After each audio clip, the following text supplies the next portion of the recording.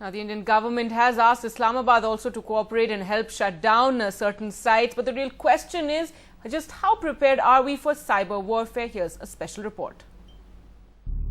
125 websites blocked by the Ministry of Home Affairs in the past few days, as many more remain to be blocked in the wake of the Northeast unrest, all guilty of hosting inflammatory content.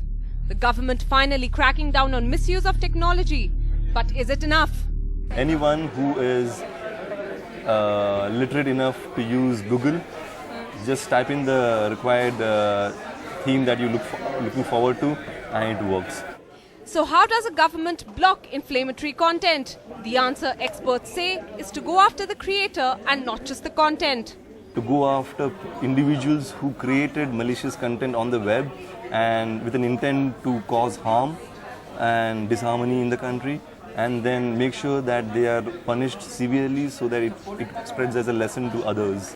There are loopholes too, since many users use proxy servers to remain anonymous. So the solution lies in being able to take strong action against offenders so it can act as a deterrent. There are many problems very inherent to India which might not necessarily be the same yardstick in many other Western countries. So far, war has been fought on land, sea and in the air. Now there's a fourth dimension, the cyberspace. Cyber warfare could be considered the most sophisticated form of guerrilla warfare. The enemy is deadly and anonymous, and on target are entire nations. India needs to be prepared because the war has now gone virtual.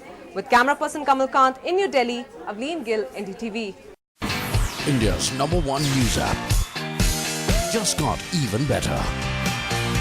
Download NDTV's new app.